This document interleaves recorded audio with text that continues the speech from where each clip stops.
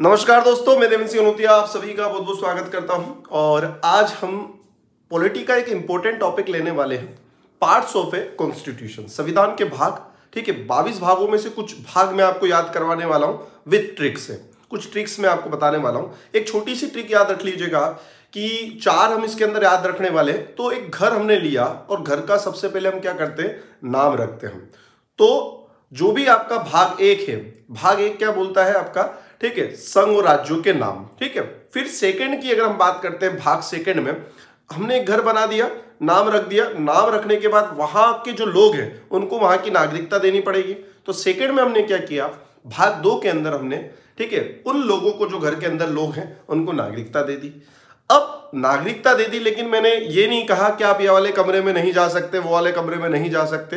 तो उनको कुछ ना कुछ क्या करना पड़ेगा, मूल अधिकार देने पड़ेंगे, फंडामेंटल राइट, जिसमें वो कहीं पे भी जा सकते हैं, कुछ भी बोल सकते हैं। ठीक है, तो भाग 3 के अंदर क्या है, फंडामेंटल राइट्स है। घर में मैंने उन लोगों को कह दे दिए। थर्ड में आपको याद रखना है फंडामेंटल राइट्स। तो भाग 1 के अंदर नाम हो गया, भाग 2 के अंदर नागरिकता हो गई, भाग 3 के अंदर हो गया आपका मूल अधिकार, फंडामेंटल राइट्स। अब चौथे में क्या होगा, लोगों की भी तो कुछ ना कुछ ड्यूटी बनेगी, उस घर में जो लोग रह रहे हैं उनकी भी तो कुछ ड्यूटी बनती है। तो फंडामेंटल ड्यूटीज जो आता है भाग 4 क के अंदर आता है। ठीक है, और नीति निर्देशक तत्व जो हमने आयरलैंड से लिए गए वो 4 के अंदर आते हैं। ठीक है, तो समझ गए होंगे 4 तक। 4 वाला थोड़ा सा हटा दीजिए, इसकी कहानी खत्म हो गई। अब हम बात करते हैं, सबसे पहले अगर हम बात करते हैं तो सेंट्रल या फिर हम यूनियन की बात करते हैं, फिर स्टेट की बात करते हैं और फिर यूनियन टेरिटरीज की बात करते हैं। तो छठा जो भाग है, ठीक है, पांचवें भाग से हम याद रखेंगे तो 5वें के अंदर यूनियन आ जाता है, छठे के अंदर आता है यूनियन के बाद किसकी बात करेंगे, ठीक है, संघ के बाद राज्य की बात करेंगे। तो छठे के अंदर जो है आपका राज्य आ जाता है।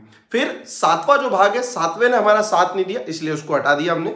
फिर हम बात करते हैं 8वें में, तो 8वें में आ जाता है यूनियन टेरिटरीज, केंद्र शासित प्रदेश। ठीक है, यहां तक कंप्लीट हो गया।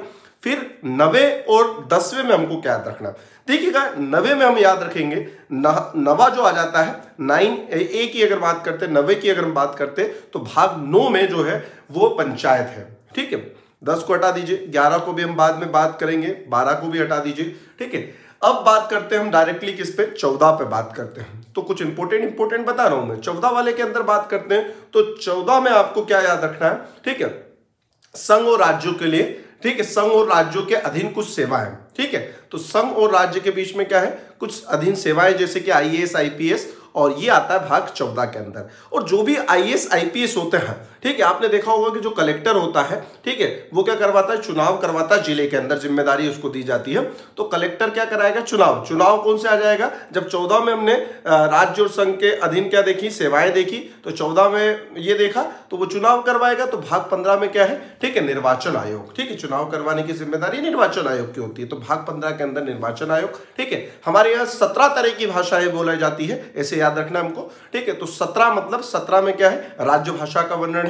ठीक है, 18 की बात मैं करता हूं तो 18 से 18 आता है, 18 ई से लिखेंगे और ई से इमरजेंसी, और इमरजेंसी को बोला जाता है आपातकाल।